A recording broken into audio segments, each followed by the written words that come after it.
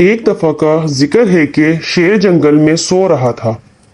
اسی دوران ایک چوہے کا بھی یہاں سے گزر ہوا۔ چوہا اپنی موج مستی میں مگن تھا۔ چوہا چلتے چلتے اچانک سے شیر کے اوپر چڑھ گیا اور اپنی اچھل کود کرنے لگا۔ اسی دوران شیر کی آنکھ کھل گئی اور اس نے جب محسوس کیا کہ اس کے اوپر کوئی چیز ہے تو شیر غصے سے دھاڑتا ہوا کھڑا ہو گیا۔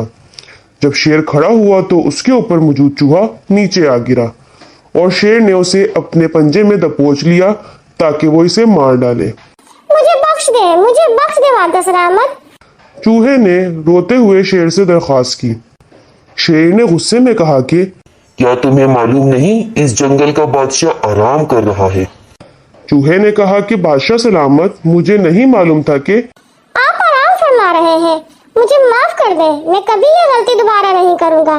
اگر آپ مجھے مار دیں گے تو آپ کی پورے جنگل میں بدنامی ہوگی کہ ایک بادشاہ نے چھوٹے سے چوہے کو مار دیا۔ لیکن اگر آپ مجھے معاف کر دیں گے تو میں آپ کا یہ احسان یاد رکھوں گا اور ایک دن ضرور آپ کو اس کا بدلہ بھی دوں گا۔ شیر یہ سن کر بہت زور سے ہنسا اور کہنے لگا کہ جو چوہا اپنی جان نہیں بچا سکتا وہ مجھے کیا صلہ دے گا؟ لیکن شیر نے رحم کھاتے ہوئے چوہے کو معاف کر دیا۔ کچھ دنوں بعد جنگل میں اپنے شکار کا پیچھا کرتے ہوئے شیر ایک شکاری کے جال میں پھنس گیا۔ اس نے بہت کوشش کی پر اس جال سے نہ نکل سکا۔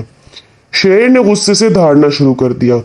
چوہا اس آواز کو پہچانتا تھا اور اس نے جب اس آواز کا پیچھا کیا تو اس نے دیکھا کہ وہی شیر جال میں پھنسا ہوا تھا جس نے کچھ روز پہلے اس کی جان بخش دی تھی۔